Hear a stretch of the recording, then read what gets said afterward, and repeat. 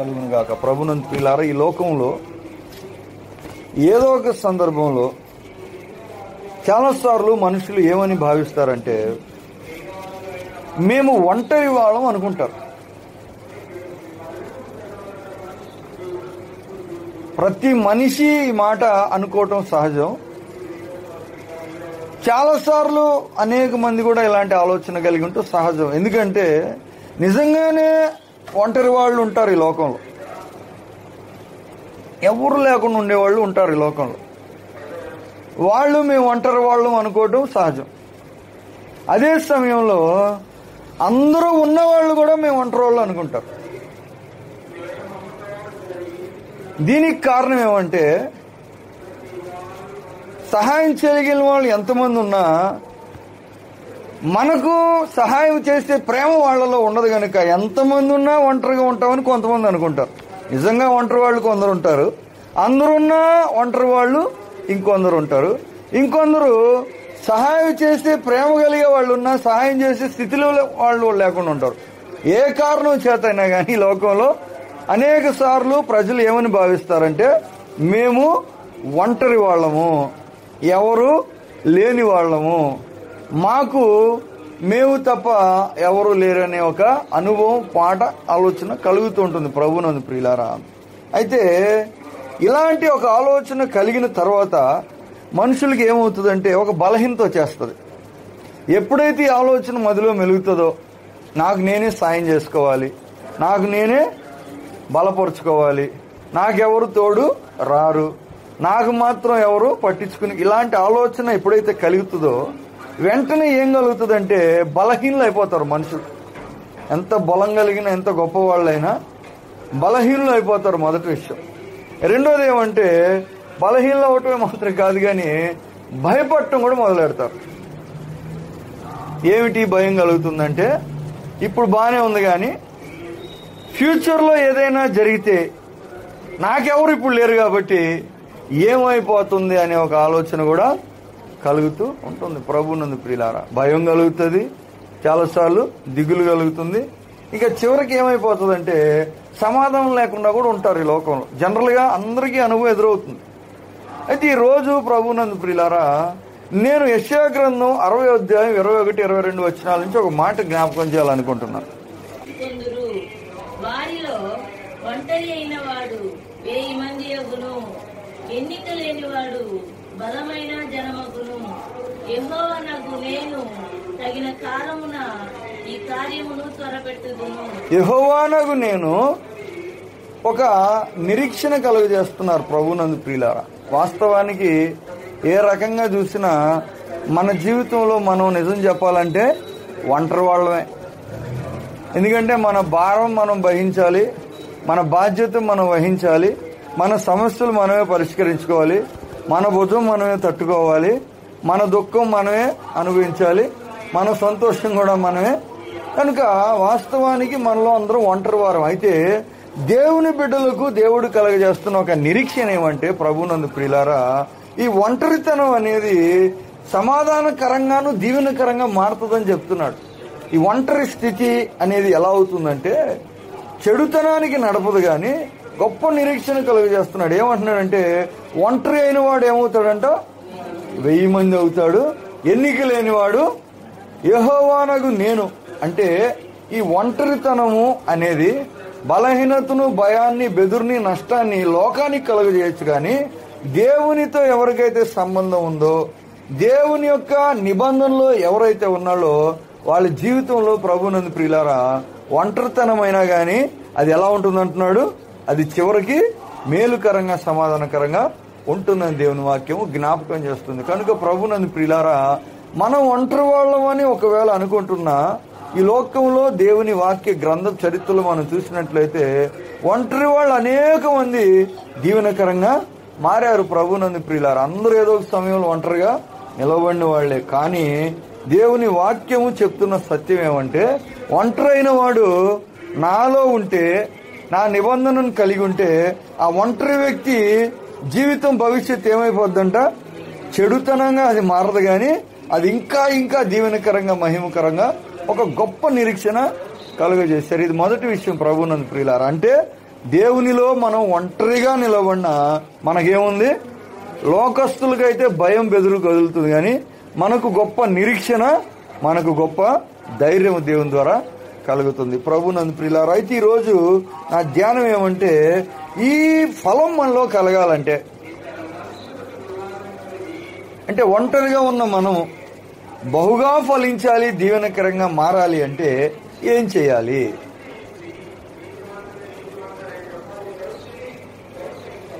మొట్టమొదటి విషయం ఏమంటే, ప్రభునందు ప్రియులారా, కొన్ని పనులు మనం చేయాలి.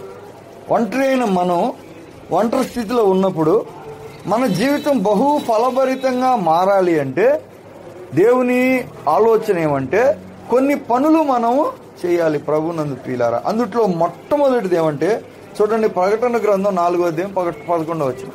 ప్రకటన 4:11. పరలోకంలో ఎవరు చెప్తున్నారు ఈ మాట? ఎవరు చెప్పారు? 24 పెద్దలు అందరూ కలిసి ఈ మాట దేవునితో చెప్తున్నారు. ఏమని చెప్తున్నారంటే, ప్రభువా మా దేవా, ఒక సత్యం పలికారు. నీవు సమస్తమును సృష్టించితివి అని. తర్వాత ఏం చెప్తున్నారు? దానికి యాడ్వర్బ్ చెప్పారు అన్నమాట. ఎలాగంటే, నీ చిత్తమును బట్టి అవి ఉండెను, దేవునికి మహిమ కలుగును గాక. ఏమంటే ప్రభునందు ప్రియులారా, బహుగా మనం ఫలించాలంటే ఒంటరిగా ఉన్నా మొట్టమొదటి విషయం ఏమంటే, మనము దేవుని చిత్తంలో ఉండాలి. ప్రభునందు ప్రియులారా, ఎందుకంటే ఉన్న ప్రతి ఒక్కటి దేవుని చిత్తాన్ని బట్టి కలిగింది. ఏది కలిగినా దేన్ని బట్టి కలిగింది? పెద్దలు చెప్తున్నారు, నేనున్నా, నా సింహాసనం ఉన్నా, నా కిరీటం ఉన్నా, నా ఉద్యోగం ఉన్నా, నా రూపం ఉన్నా, నా అధికారం ఉన్నా, నా కష్టం ఉన్నా, నా నష్టం ఉన్నా, నా శ్రమ ఉన్నా, ఏది ఉన్నా దేన్ని బట్టి ఉందంటున్నాడు? ఏది ఉన్నా నీ చిత్తమును బట్టే ఉంది అని ఒక సత్యం చెప్తున్నారు. దీని అర్థం ఏమంటే, ప్రభునందు ప్రియులారా, ఒక విషయము దేవుని చిత్తంలో ఉంటే అది శూన్యంలో ఉన్నా కానీ అది ఏమైపోద్దంట? శూన్యంలో ఉన్నది దృష్టి రూపకానికి వచ్చేస్తుంది. ప్రభునందు ప్రియులారా, అదే ప్రకారంగా ఒక విషయం దేవుని చిత్తంలో లేదనుకోండి, అది ఇప్పుడు బాగున్నా చివరికి ఏమైపోతుంది? అది శూన్యంగా మారిపోతుంది. అమ్మ గ్రహించండి బాగా. మొదటి సత్యం ఏమంటే, దేవుని చిత్తంలో మనం కనుకుంటే నీవు ఒంటరి అయినా నువ్వేమైపోతావు? 1000 మంది అయిపోతావు. ఎన్నిక లేని స్థితిలో ఇప్పుడున్నా నీవు బలమైన జనాంగంగా మారిపోతావు. మొట్టమొదటి సత్యం ఇది. దేవుని ప్రజలు ఇది గ్రహించటం లేదు. చాలాసార్లు దేవుని బిడ్డలు ప్రార్థనకు వస్తుంటారు. ప్రార్థనకు వచ్చి దీవెన ఆశీర్వాదం కావాలని కోరుకుంటారు. ఎందుకంటే వాగ్దానాలు ఉన్నాయి బైబిల్లో. ఎలా చేస్తాడు దేవుడు, అలా చేస్తాడు, ఇది జరుగుతుంది, అది జరుగుతుంది, ఇది ఇచ్చాడు, అది ఇచ్చాడని. అక్కడ ఇప్పుడు పోరాటం జరుగుతూ ఉంది తాళ్ళ చెరువులో. ఏమంటే, ఈ అబ్బాయి అమెరికా వెళ్ళిపోవాలంటది వాళ్ళ అమ్మగారు. ఏమంటుంది? మా ఓడు ఎలాగైనా అమెరికా వెళ్ళిపోవాలి. ఎందుకని? ఇదిగో వీళ్ళ కొడుకు ఆస్ట్రేలియా వెళ్ళిపోయాడు, ఆడి కొడుకు ఫ్రాన్స్ వెళ్ళిపోయాడు, ఈడేమో దుబాయ్ వెళ్ళిపోయాడు, ఇదిగో ఈడేమో లండన్ వెళ్ళిపోయాడు, ఇదిగో ఈడింట్లో 2 వెళ్ళిపోయారు, మా ఇంట్లో కూడా ఏమైపోవాలి? వెళ్ళిపోవాలి. పాస్టర్ గారు నువ్వు ప్రార్థన చేయి, వచ్చే వారానికి నాకు 10 లక్షలు కావాలి, వారం రోజులు వీసా, ఏదో చెప్తారు. సమస్య జరగటం లేదని కంగారు పడటం, జరగాలని ప్రార్థన చేయటం, ఆరోగ్యం చెడగొట్టుకోవటం, ఉపవాసాలు ఉండటం, దిగులు పడిపోవటం, చింత పడిపోవటం, మేము ఒంటరి వాళ్ళమని చాలా ఫీల్ అయిపోవటం, ఇలాంటి కార్యాలు జరుగుతున్నాయి. అయితే ప్రభువునందు ప్రియులారా, గ్రహించాల్సిన మొదటి సత్యం ఏమిటమ్మా? మొట్టమొదటి సత్యం ఏమిటి? నీవు ఫలించాలి అంటే నీవు దేంట్లో ఉండాలి? నీవు దేవుని చిత్తంలో ఉండాలి. మొదటి విషయం అది. నీవు ఎక్కడ ఉండాలి? దేవుని చిత్తంలో ఉండాలి. దీన్ని వివరిస్తాను నేను. సమస్య ఉంది దేవుని ప్రజలకు. ఒక సమస్య ఏమిటి? సమస్య అంటే, ఉన్నది ఏదైనా కానీ దేవుని చిత్తాన్ని బట్టి కలిగిందనే విషయాన్ని వాళ్ళు మర్చిపోతున్నారు. అంటే దేవుని చిత్తానికి వెలుపటి ఏది కూడా లేదు, ఏది కూడా ఉండలేదు, ఏది కూడా ఉండకూడదు. ప్రభువునందు ప్రియులారా, మన కోరికలు, మన ఆలోచనలు, మన పోలికలు చాలా రకాలుగా ఉంటాయి. అని మొదటి సత్యం ఏమంటే, నీవు దేవుని చిత్తములో ఉండాలి. హల్లెలూయా. చూడండి, ఆదికాండం 6వ అధ్యాయం 6వ వచనం. ఆదికాండము 6వ అధ్యాయం 6వ వచనం. ఆదికాండం 6:6.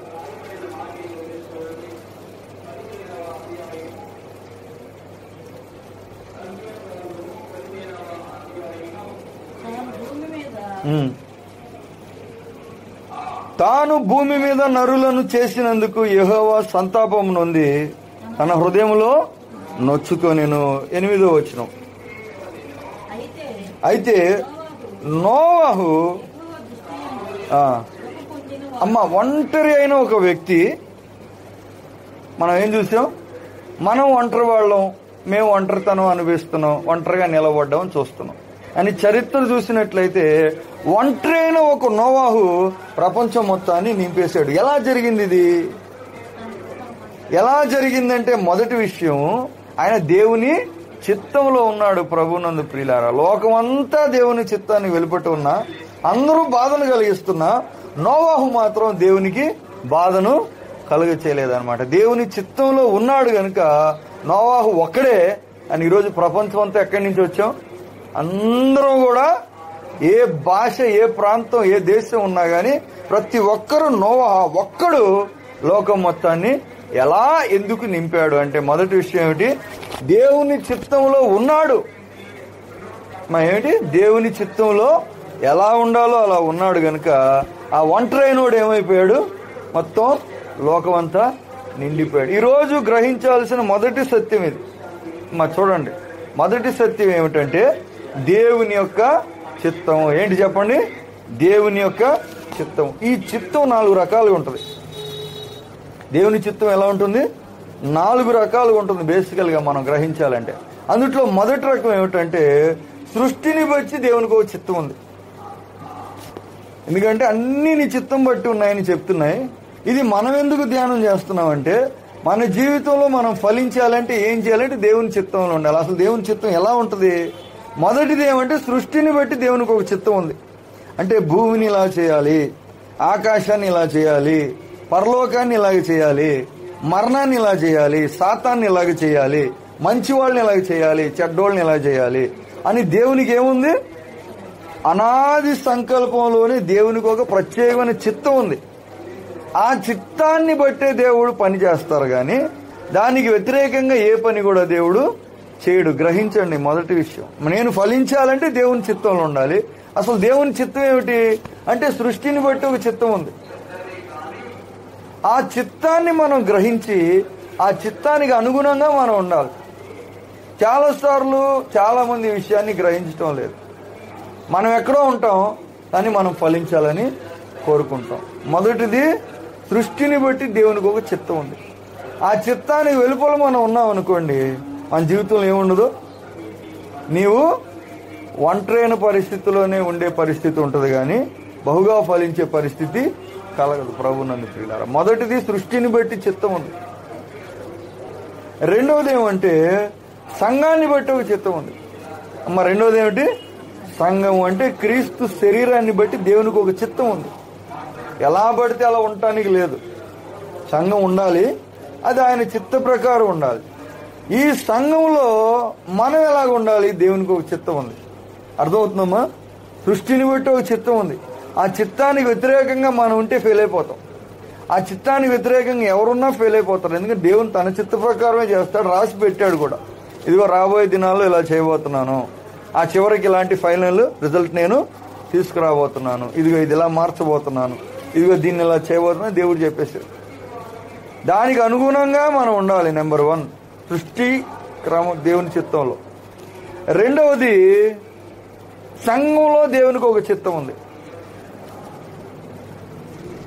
ఈ చిత్తానికి వెలుపల మనం ఉన్నాం అనుకోండి, ఎందుకు సమస్యలు మన జీవితంలో? చాలాసార్లు దేవుని ప్రజలు అర్థం చేసుకోవటం లేదు. అన్నీ దేవుని చిత్త ప్రకారమే జరుగుతాయి.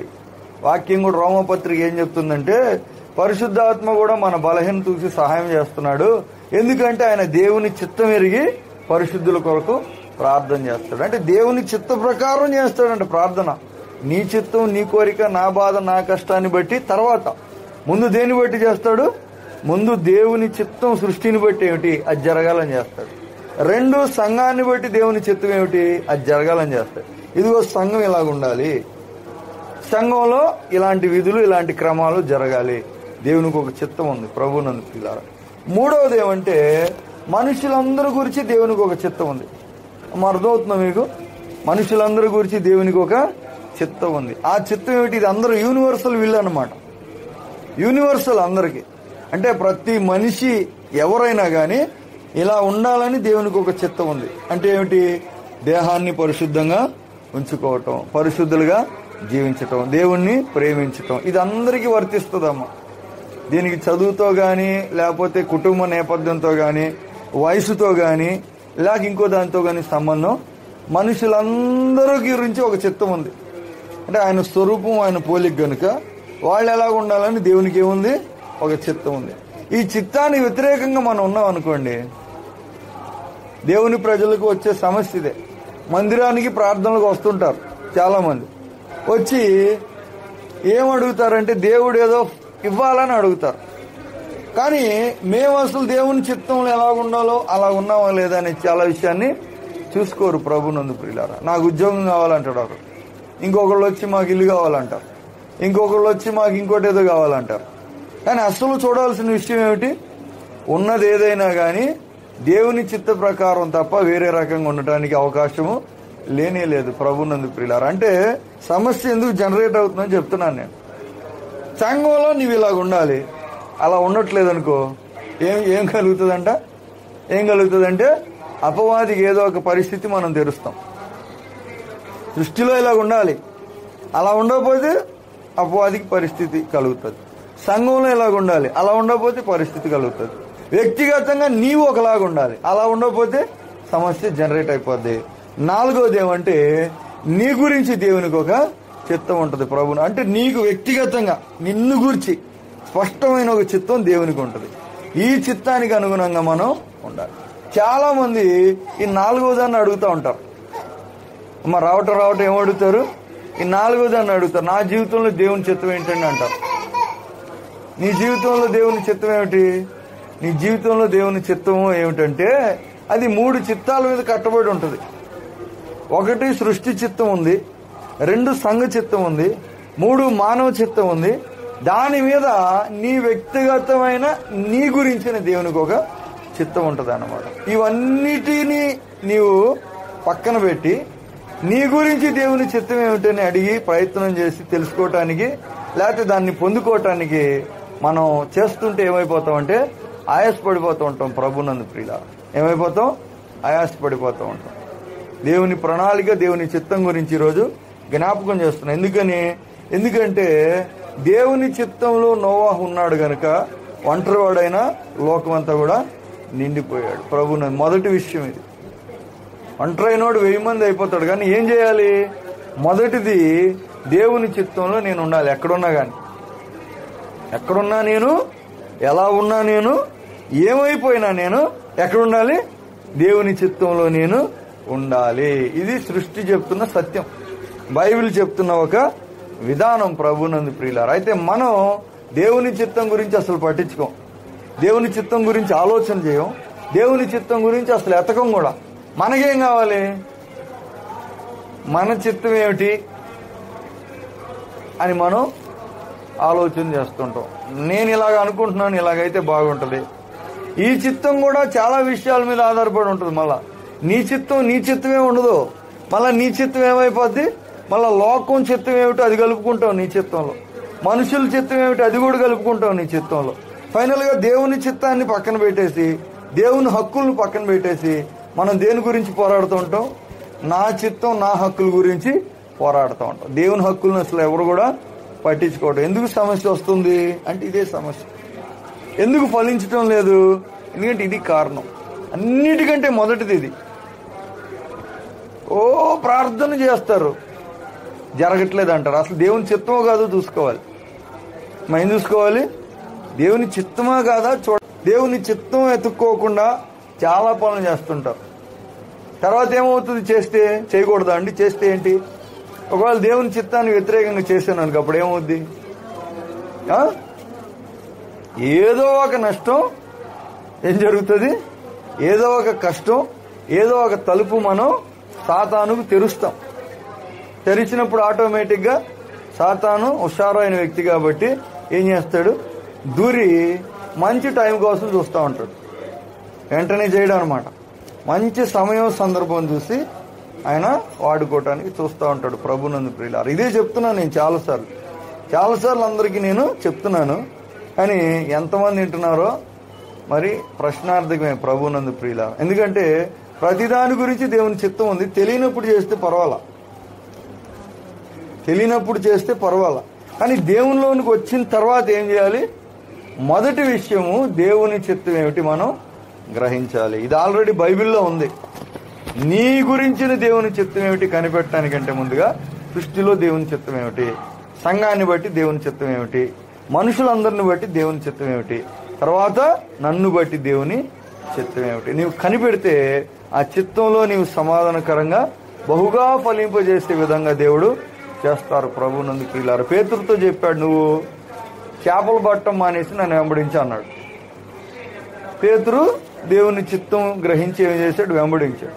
కొన్ని రోజులు అయిన తర్వాత ఆయన ప్రపంచానికే దీవెనగా మారాడు ప్రభునందు ప్రియులారా. దేవుని చిత్తం ఒకవేళ మనం మార్చామనుకోండి, ఏదో ఒక సమస్య మన జీవితంలో మనమే కొని తెచ్చుకుంటూ ఉంటాం. చాలా మంది చెప్తూ ఉంటారు, అంటే మేము సేవకులం కాబట్టి మా దగ్గరికి వచ్చి సమస్య చెప్తారు. ఏంటి సమస్య? ఇదిగో ఈ సమస్య అంటారు. కుటుంబంలో ఇలాగైంది, పిల్లగాడికి ఇలాగైంది, అక్కడ ఇలాగైంది, నాకు ఇలాగైంది. దీన్ని ఏం చేయాలి? ఇప్పుడు ఏం చేయాలి? ఈ సమస్యని పరిష్కారం చేయాలి. అసలు ఎందుకు వచ్చింది అది చూసుకోరు. డాక్టర్లు ఏం చేస్తారు? డాక్టర్ గారి దగ్గరికి వెళ్ళగానే, డాక్టర్ గారు నాకు తలనొప్పి వచ్చింది అన్నాం అనుకో, డాక్టర్ గారు ఏం చేస్తారు? బాగా చదువుకున్న డాక్టర్ గారు ఏదో సమస్య చెప్పామనుకో, అసలు ఎందుకు వచ్చిందో చూస్తాడు. ముందు రక్తం తీసి రక్త పరీక్ష చేయండి అంటాడు, ఉమ్ము తీసి ఉమ్ము పరీక్ష చేయండి అంటాడు, లేకపోతే ఇంకోటి ఏదో చేయమంటారు. ఈ పరీక్షలన్నీ చేసే ఉద్దేశం ఏంటి? ఎందుకు చేస్తున్నారు? అస్సలు ఎందుకు వచ్చింది అమ్మా? ఏంటి అసలు సమస్య ఎందుకు వచ్చిందో నీకు తెలియాలి. ఎందుకు వచ్చిందో తెలియకపోతే ఏం చేయాలో కూడా నీకు తెలియకుండా అయిపోద్ది. అప్పుడు ఏది పడితే అది చేసి ఇంకా సమస్యలు ఏం చేసుకుంటాం? మనం పెంచేసుకుని చివరికి పూర్తిగా ఆ వైద్యం వల్ల ఉపయోగం లేకుండా మనం చేసుకుంటాం, సమస్య నువ్వు గుర్తించకపోతే. కనుక ప్రభునందు ప్రియులారా, మొదటి విషయం ఏమంటే దేవుని చిత్తాన్ని బట్టే ఉంటాయి.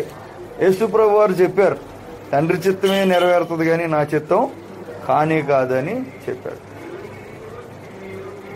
నీకు ఆయన వచ్చాడు, ఆయన వచ్చాడు, ఏమని చెప్తున్నాడు? గమాలియలు వాళ్ళని విడిచిపెట్టండి అన్నాడు. విడిచిపెట్టండి, దేవుని చిత్తం అయితే అది ఉంటుంది. దేవుని చిత్తం కాకపోతే దానంతటా అదే పోరాడుతుంది. దేవుని చిత్తం అయితే దాంతో మనం పోట్లాడలేం. దేవుని చిత్తం కాకపోతే దాన్ని అసలు మనం ఎంత ప్రయత్నించినా నిలబెట్టలేం. ఫైనల్ గా ఏం చెప్తున్నాడు? జ్ఞానం అంతా దేవుని చిత్తానికి అనుగుణంగా మార్చి చెప్తున్నాడు. ఈ రోజు నేను జ్ఞాపకం చేస్తున్న విషయం ఇదే ప్రభునందు ప్రియులారా. చాలాసార్లు దేవుని చిత్తం, దేవుని హక్కులను మనం పక్కన పెట్టేస్తున్నాం. పెట్టకూడదా అండి అంటారు. పెడితే ఏమవుతుంది? మారిస్తే ఏమవుతుంది? మారిస్తే మనకే నష్టము, మనకే కష్టము, మనకే వేదన, మనకే చివరికి దుఃఖం మిగులుతుంది ప్రభునందు ప్రియులారా. దేవుడు చెప్పాడు చాలా మందితో, మీరు ఇలాగ జీవించండి అని. చాలా మంది ఆ విధానం, ఆలోచన నెరవేర్చకపోవటం వల్ల తమ జీవితాల్లో వాళ్ళ కష్టాలు కొని తెచ్చుకోవటం, మరలా సరి చేసుకున్న తర్వాత దేవుని దగ్గర. సో మొదటి విషయం ఏమిటి? దేవుని యొక్క చిత్తం. ఇది 4 రకాలుగా చూడండి అమ్మా, 4 రకాలుగా చూడండి. సృష్టిని బట్టి దేవుని చిత్తం నీకు తెలియాలి. తర్వాత సంఘం బట్టి దేవుని చిత్తం ఏమిటి, దాంట్లో నీ పాత్ర ఏంటి నీకు తెలియాలి. 3 మనుషులందరిని బట్టి దేవుని చిత్తం ఏమిటి, దాని విషయం. తర్వాత 4 నీ జీవితంలో దేవుని చిత్తం ఏమిటి నీకు తెలియాలి. ఇవి మనం చూసుకున్నప్పుడు మనమే దీవింపబడతాం ప్రభునందు ప్రియులారా. ఇది మొదటి విషయం. రెండో విషయం చూడండి, ఆదికాండం 15:6. ఆదికాండం 15:6.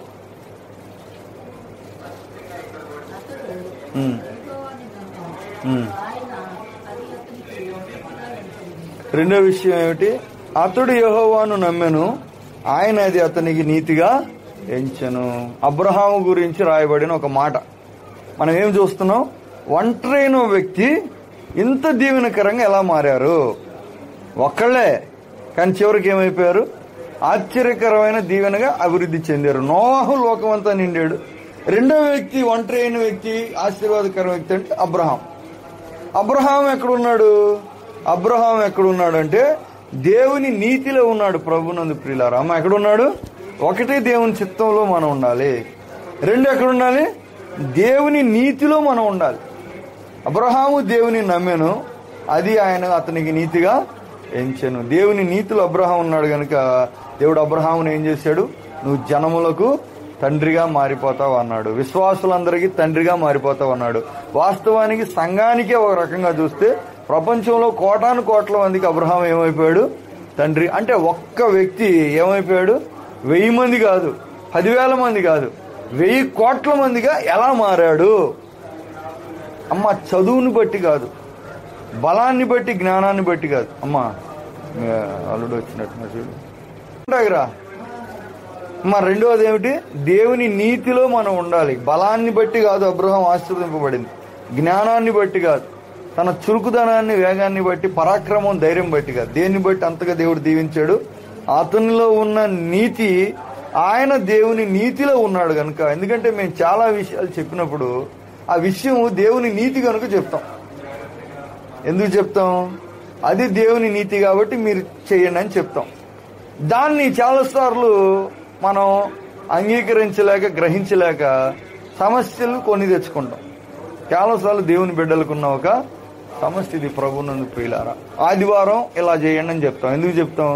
ఎందుకంటే దేవుని దృష్టిలో నీతి చిత్తం కాబట్టి. అలా కాకుండా ఇంకోలా చేసామనుకో ఏమైపోతుంది? ఏమైపోతుందంటే గొప్ప ఫలాన్ని పొందే ఒక జీవితాన్ని నువ్వు నష్టపరుచుకుంటావు. బహుగా ఫలించే ఒక అవకాశాన్ని నువ్వేమైపోతావు? కోల్పోయి చివరికి నవ్వులు పాలైపోతారు. నానా బాధలు తమంతట తామే కొని తెచ్చుకుంటున్నారు. అంటే ఈ వివేకం లేదు ప్రభునందు ప్రియులారా. దేవుని నీతిలో మనం ఉండాలి. అప్పుడు నువ్వేమవుతావు? ఒంటరి వాళ్లే కానీ దేవుని వాక్యం చెప్తుంది నీ పక్షముగా దేవుడు గొప్ప నిరీక్షణ కలుగజేస్తున్నాడు. నీవు బహుగా విస్తరించి ఫలిస్తావు. దేవుని నీతిలో మనం ఉండాలి, దేవుని చిత్తంలో ఉండాలి. తర్వాత దేవుని దృష్టిలో ఏది నీతి అది మనం చేయాలి. అది చివరికి ఏం చేస్తుంది? చాలా మంది ఏం చెప్తారు? మీ వాళ్ళంతా ఏం చెప్తారు? మేము దేవుడిని నమ్ముతున్నామని అంటారు. మేము దేవుడికి ప్రార్థన కూడా చేస్తున్నాం అంటారు. అంతేగా మన వాళ్ళంతా చెప్పేది అదేగా. ప్రార్థనకు రమ్మంటే మాత్రం రా. నాకు ఫోన్లు చేస్తారు, ప్రార్థన చేయి పాస్టర్ గారు, అజ్జయ్ పాస్టర్ గారు. చేయటానికి ఇబ్బంది ఏమి లేదు, నా చేతిలో ఏమీ లేదనే విషయం వాళ్ళకి అర్థం కాదు. ఎవరి చేతిలో ఉంది? దేవుని చేతిలో ఉంది. దేవుడు తన చిత్త ప్రకారమే చేస్తాడు కానీ ఎవరేం చెప్పినా ఆయన ఏమి మార్చుకోడు. ఆయన చిత్తము, ఆయన నీతి చూసుకుంటాడు ముందు. దానికి అనుగుణంగా మనం ఉంటే, మన ప్రార్థన ఉంటే జరుగుతుంది. లేదనుకో ఏమైపోతుంది? మొన్న చెప్పింది కావా, ఇది జరిగితే నేను ప్రార్థనకు వస్తా కానీ బాప్తీసం తీసుకొని అంటుంది. ఫైనల్గా ఏం చేయాలి? దేవుని చిత్తము, నీతిలో మనం ఉంటే ఫలిస్తాం. ఈ విషయం మనుషులు గ్రహించాలి ప్రభునందు ప్రియులారా. లేదంటే వాళ్ళ జీవితంలో ఏమైపోతుంది? మా మూడోది చూడండి, 1 సమూయేలు 2వ అధ్యాయం 35వ వచనం. 1 సమూయేలు 2వ అధ్యాయము 35వ వచనం. మీరు అడుగుతారు, మా పిల్లలు ఇలా ఎందుకున్నారండి? ఎందుకంటే వాళ్ళు దేవుని చిత్తంలో లేరు కాబట్టి, నెంబర్ 1. నెంబర్ 2, దేవుని నీతిలో లేరు కాబట్టి.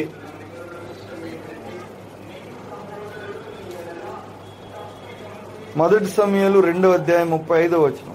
అతని సంతానం తరతరాలు నిలుస్తుందని చెప్తున్నాడు. అంటే పర్మనెంట్ గా వాళ్ళకి దేవుడు ఏమిస్తాడంట? ఏదో ఒక ఆశీర్వాదం. ఎందుకు ఇస్తున్నాడు? ఎలా వచ్చింది ఆ వచ్చే వాళ్ళకంటే? మూడవది, దేవుని వాగ్దానంలో మనం ఉండాలి ప్రభునందు ప్రియులారా. అమ్మ దేంట్లో ఉండాలి? వాగ్దానంలో ఉండాలన్నమాట. నువ్వు దేవుని చిత్తంలో ఉండాలి, దేవుని నీతిలో ఉండాలి. తర్వాత దేవుని వాగ్దానంలో నీవు నిలుచుంటే బహుగా ఫలించే ఒక అవకాశము ఉంటుందన్నమాట. వాగ్దానం వెలుపట మనం ఉన్నాం అనుకోండి, దావీదుతో చెప్పాడు దేవుడు ఏమని? శాశ్వతమైన సింహాసనం నీకు ఇచ్చేస్తానన్నాడు. దావీదు వెళ్ళిపోయినా గానీ సింహాసనం ఎవరి దగ్గర ఉంది? అధికారం ఎవరి దగ్గర ఉంది? వాళ్ళ బిడ్డలు, బిడ్డల బిడ్డలు వాళ్ళ దగ్గరే ఉంది. ఎందుకుంది? ఎందుకంటే వాగ్దానంలో వాళ్ళు ఉన్నారు. మా ఎక్కడున్నారు? వాగ్దానంలో వాళ్ళు ఉన్నారు కనుక వాళ్ళ జీవితం బహుగా ఫలింపులోనికి వచ్చేసింది. దేవుడు చెప్పాడు, ఇదిగో నీ సంతతికి ఇజ్రాయెల్ దేశాన్ని నేను ఇస్తానని. వాళ్ళు ఇంకా పుట్టకముందే దేవుడు ఏం చేశాడు? వాగ్దానం చేశాడు. ఆ పుట్టినోళ్ళంతా దేంట్లో ఉన్నారు? వాగ్దానంలో ఉన్నారు కనుక వాళ్ళ జీవితం ఏమైంది? బహుగా ఫలింపులోనికి వచ్చేసింది. వాళ్ళు మేలు కీడేం చేయలే, కానీ ఎక్కడున్నారు? వాగ్దానంలో ఉన్నారు.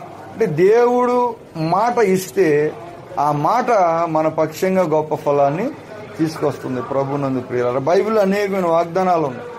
చాలా వాగ్దానాలు ఉన్నాయి బైబిల్లో. ఈ వాగ్దానంలో మనం ఉండాలి. ఏ వాగ్దానం అయినా మనం ఆ వాగ్దానంలో ఉంటే ఆ వాగ్దానం బట్టి దేవుడు ఏం చేస్తాడు? మన జీవితంలో గొప్ప ఫలాన్ని. ఒంటరి అయినా పర్వాలేదు, భయపడాల్సిన పని ఏమి లేదు. దావీదు అంటున్నాడు, నేను ఒంటరి అయినను పండుకొని నెమ్మదితో నిద్రపోతున్నాను, ఎందుకంటే యెహోవా నన్ను కాచును అంటున్నాడు. యుద్ధంలో అటుపక్క 10,000 మంది పడిపోయినా, ఇటుపక్క 100 మంది పడిపోయినా, కరోనాలో ఊరు మొత్తం ఎగిరిపోయినా, ఈ వ్యాపారంలో అందరూ నష్టపోయినా, ఇలాంటి చదువులు ఎవడు ముందుకెళ్ళకపోయినా, ఇలాంటి చోటు ఎవడు నిలబడకపోయినా, నేను మాత్రం ఎందుకంటే ఆయన నా పక్షముగా, ఆయన వాగ్దానంలో నేను ఉన్నాను కాబట్టి ఆయన ఏం చేస్తున్నాడు? ఇవన్నీ కూడా నాకు వర్తించవని చెప్తున్నాడు. ప్రభునందు ప్రియులారా, మనం ఒంటరిగా ఉన్నామని బాధపడుతున్నాం, కానీ ఆ ఒంటరితనంలో గొప్ప నిరీక్షణ, గొప్ప ఫలం. వాస్తవానికి బైబిల్లో ఒంటరి వాళ్ళు ఫలించినంత ఎవరు కూడా ఫలించలేదు. ప్రభుని అందరు ఉన్నోళ్ళు పెద్ద ఏం హిట్ అవ్వాల బైబిల్లో. ఎవరైతే ఒంటరిగా వేరు చేయబడ్డారో, ఒంటరిగా నిలవబడ్డారో, ఏమీ లేకుండా ఉన్నారో, వాళ్ళ వల్ల లోకానికి వచ్చిన ఆశీర్వాదం, వాళ్ళకి దేవుని వల్ల కలిగిన ఆధిక్యత, వాళ్ళ జీవితంలో దేవుడు పొందిన మహిమ ఎవరి జీవితంలో కూడా కలగలేదు. ప్రభునందు ప్రియులారా, అంటే దేవుని ప్రజలకు ఒంటరితనం అనేది గొప్ప అవకాశం. గ్రహించండి, ఒంటరితనం అనేది గొప్ప ఛాన్స్ అన్నమాట. లోకానికి అది భయాన్ని కలిగిస్తుంది, లోకానికి అది చింతను కలిగిస్తుంది, లోకానికి అది సమస్యను కలిగిస్తుంది. కానీ మనకది దేన్ని కలిగిస్తుంది? మనకది గొప్ప తలుపును తెరుస్తుంది, గొప్ప ఆశీర్వాదాన్ని మన కొరకు సిద్ధపరుస్తుంది, ఒక గొప్ప ఛాన్స్ మన జీవితంలో ఇస్తుంది. ప్రభునందు ప్రియులారా, నోవాహు ఒంటరిగా నిలబడ్డాడు, అబ్రహాం అన్నిటిని విడిచిపెట్టి ఒంటరివాడైపోయాడు, సమూయేలు కూడా ప్రత్యేకించుకున్నాడు, దావీదు కూడా తరంబడి చివరికి ఏమైపోయాడు? ఒంటరిగా ఆయన తన జీవితంలో నిల్చున్నాడు, కానీ చివరికి ఆయన లోకంలో బహుగా దీవింపబడ్డాడు. ప్రభునందు ప్రియులారా, యోబు గ్రంథం 2వ అధ్యాయం 10వ వచనం చూడండి, 4వ వచనం, 2వ అధ్యాయం 10వ వచనం. యోబు గ్రంథం 2వ అధ్యాయం 10వ వచనం. 4వ దేంట్లో ఉండాలి? పరిశుద్ధతలో మనం ఉండాలి. ఎందుకంటే యోబు కూడా ఒంటరిగా నిలబడ్డాడు. ఒకానొక సమయం వచ్చేటప్పటికి ఏమైపోయాడు? అన్నీ కూడా కోల్పోయాడు. అతని వంటి వాడు భూమి మీద లేడని దేవుడు సాక్ష్యం చెప్పాడు. అసలు భూమి మీదే లేడంట అలాంటోడు అని దేవుడే చెప్తున్నాడు.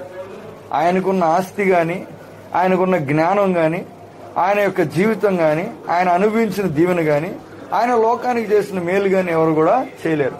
అని ఒకరోజు వచ్చేటప్పటికి ఆయన జీవితంలో ఏమైపోయింది? అన్నీ కూడా పోగొట్టుకుని ఒంటరి వాడైపోయాడు. ప్రభునందు ప్రియులారా, ఆ ఒంటరితనంలో యోబు ఏం చేశాడు మనకు కావాలి. ఆ ఒంటరితనంలో ఎవరెవరు ఏమేం చేశారు? యోసేపు ఒంటరివాడైపోయాడా? యోసేపు ఒంటరివాడైపోయాడు. ఎందుకు ఒంటరయ్యాడో తెలియదు, కానీ కొన్ని పరిస్థితుల వలన చివరికి ఆయన ఒంటరిగా నిలబడాల్సి వచ్చింది. దేశం వెళ్ళిపోవాల్సి వచ్చింది, చేయని తప్పుకి శిక్ష అనుభవించాల్సి వచ్చింది, చెరసాల్లో బంధింపబడాల్సి వచ్చింది.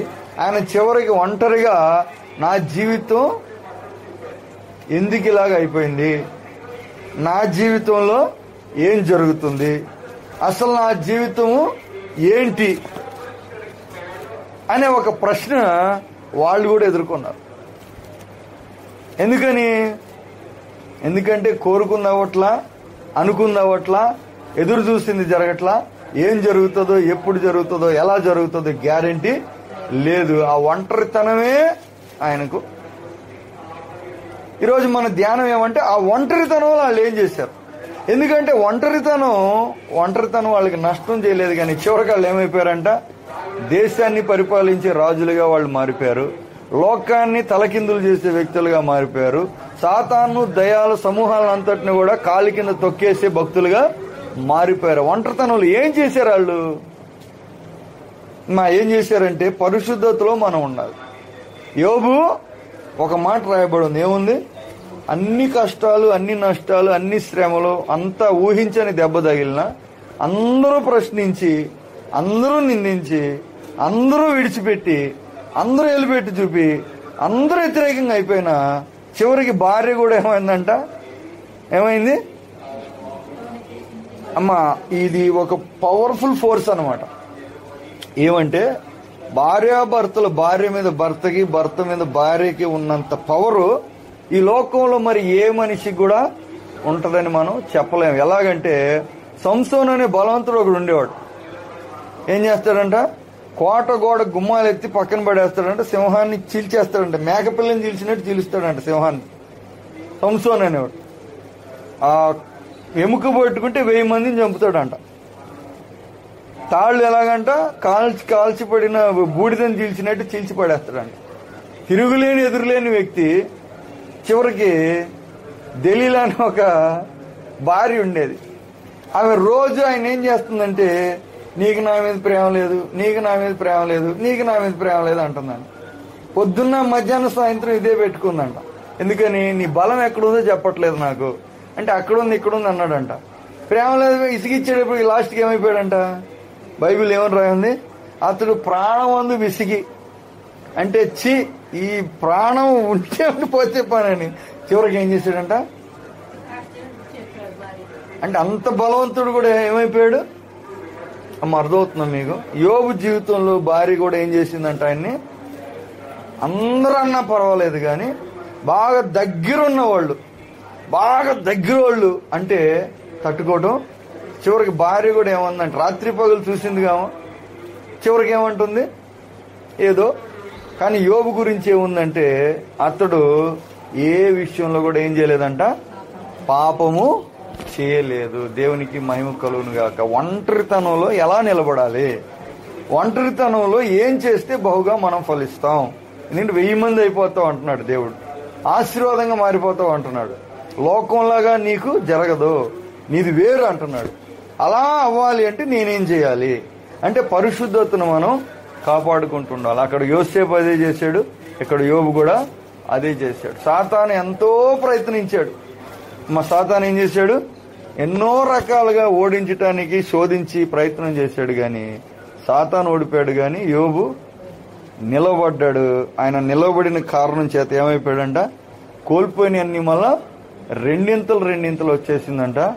లోకంలోని చరిత్రలోని ఆ వ్యక్తి నిలిచిపోయాడు ప్రభునందు ప్రియులారా. ఎందుకంటే మనం చాలాసార్లు బాధపడుతూ ఉంటాం దేవుని ప్రజలు.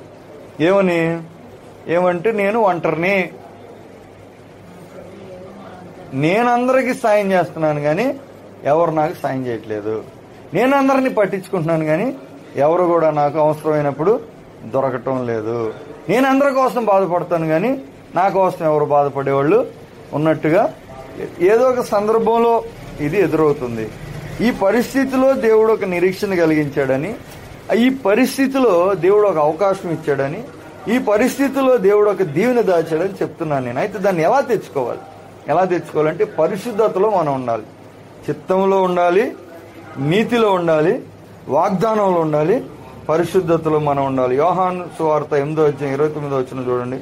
యోహాను సువార్త 8వ అధ్యాయం 29వ వచనం. ప్రభువునందు ఎవరన్నారు ఈ మాట? యోహాను సువార్త 8లో ఎవరంటున్నారు ఈ మాట? యేసుక్రీస్తు ప్రభువారు ఈ మాట చెప్పాడు. ఏమని చెప్పాడు? నన్ను పంపిన వాడు నాకు తోడై ఉన్నాడు. ఎందుకు తోడై ఉన్నాడు? నా తల్లిదండ్రులు నాకు తోడుగా లేరు, సహోదరులైనను నమ్మలేదు, శిష్యులు నీకోసమే బతుకుతామని చెప్పి టైం వచ్చినప్పుడు వాళ్ళు విడిచిపెట్టి వెళ్ళిపోయారు. ఇంకా ఆలోచన చేస్తే మేలు పొందిన వాళ్ళంతా కూడా తిరుగుబాటు చేశారు. ఆయన అన్ని రకాలుగా అందరూ ఏం చేశారంట? చివరికి ఒంటరివాణిగా చేశారు. కానీ ఆ ఒంటరితనం గురించి ఆయన ఒక సాక్ష్యం చెప్పాడు. ఏమంటున్నాడమ్మా? ఏం సాక్ష్యం చెప్తున్నాడంటే, నన్ను పంపిన వాడు నాకు తోడై ఉన్నాడు. అంటే లోకంలో మనుషులు ఎవ్వరు కూడా నాకు తోడు లేకపోయినా ఎవరు తోడున్నారంట? దేవుడు నాకు తోడుగా ఉన్నాడు. ఎందుకు తోడున్నాడు దేవుడు? చెప్పాడు కారణం. ఎందుకంట ఆయనకి ఇష్టమైన కార్యము నేను ఎల్లప్పుడూ చేయుదును కనుక దేవుడు నన్ను ఒంటరిగా విడిచిపెట్టలేదు అని చెప్తున్నాడు. ఆయన ఒంటరివాడినే గాని చూడటానికి ఒంటరిలోనే కనపడుతున్నాను అని వాస్తవానికి నేను ఒంటరివాడిని కానే కాదని చెప్తున్నాడు. ఎవరు ఎలాగున్నాడంట? రాత్రి పగలు దేవుడు నాకు తోడుగా ఉన్నాడు. చూడటానికి ఒంటరివాడు అనుకుంటున్నారు కానీ నేను ఒంటరిని కాదు. ఎందుకని? ఎందుకు తోడై ఉన్నాడు? ఆయనకి ఇష్టమైన కార్యము నేను ఎల్లప్పుడూ చేదును. అంటే దేవుని ఫేవర్ లో ఉన్నాడు. అమ్మ ఎక్కడున్నాడంట? దేవుని దయలో ఆయన జీవించాడు. మనం ఎవరిని దయదలుస్తాం చెప్పండి? ఎవరి మీద కోపగించుకుంటాం? ఎవరిని దయదలుస్తాం? ఎవరంటే ఇష్టపడతాం? ఎవరంటే ద్వేషిస్తాం చెప్పండి? మాటిని కుమారుడు ఒకడు, మాటిన్నోడు ఒకడు ఉన్నాడు అనుకోండి, ఎవరిని మనం ప్రేమిస్తాం? ఎవరైతే మాట బాగా వింటున్నారో, ఎవరైతే ఇసిగించుకుని ఉంటున్నారో, ఎవరైతే తొందర కలవ చేయకుండా ఉంటున్నారో, ఎవరి వల్లనైతే మనకు సమాధానంగా ఉంటుందో మనం చివరికి వాళ్ళ మీద కొంచెం ఒక మంచి ఆలోచన కలిగి ఉంటాం. ప్రభువునందు ప్రియులారా, దేవుడు అలాంటి ఆలోచన మన మీద కలిగి ఉంటే మనం ఎప్పుడు కూడా ఒంటరి వాళ్ళము కానే కాదు. ప్రభువునందు ప్రియులారా, ఆయన ఫేవర్లో మనం ఉండాలి. దేవుని యొక్క కనికరంలో మనం ఎప్పుడు ఉండగలం అంటే ఆయనకి ఇష్టమైన దాన్నే మనం ఎప్పుడూ చేస్తుంటే. చాలాసార్లు చెప్తున్నా నేను, మనుషులు దేవుని హక్కులను పక్కన పెడుతున్నారు. లోకానికి చాలా హక్కులు ఇచ్చేశారు, మనుషులకి చాలా హక్కులు ఇచ్చేశారు, సమాజానికి చాలా హక్కులు ఇచ్చేశారు, శరీరానికి చాలా హక్కులు ఇచ్చేశారు. కానీ దేవునికి ఇవ్వాల్సిన హక్కులు చాలాసార్లు ఇవ్వటం లేదు. దేవుడు ఏమనుకుంటాడని ఎవరు కూడా ఆలోచన చేయటం లేదు. ప్రభువునందు ప్రియులారా, కానీ వాస్తవానికి మనం చేయవలసింది అదే. అందుకే ఒంటరి వాళ్ళం అయిపోయాం. ఎందుకు ఒంటరి వాళ్ళం అయిపోయాం? ఇదే ప్రశ్న మన ధ్యానం. ఎందుకు నేను ఒంటరిని అయిపోయాను? ఎందుకు ఒంటరి అయిపోయామంటే ఎవరెవరి కోసమైతే మనం తాపత్రయపడ్డామో, ఎవరెవరి కోసమైతే మనం పరిగెత్తామో, ఎవరి కోసమైతే, ఎవరి కనికరం దయ కోసమైతే మనం ప్రయాసాలు చేసామో, మనం సత్యాన్ని మార్చామో, వాళ్ళు మనల్ని ఏం చేస్తారంటే ఇడిచిపెడతారు. వాళ్ళు ఏం చేస్తారు? మనల్ని ఒంటరి వాళ్ళుగా చేస్తారు. కానీ దేవుని దయలో మనం ఉంటే ప్రభువునందు ప్రియులారా, దేవుడు మాత్రం మనల్ని ఎన్నడూ కూడా ఒంటరిగా విడిచిపెట్టనే పెట్టడు.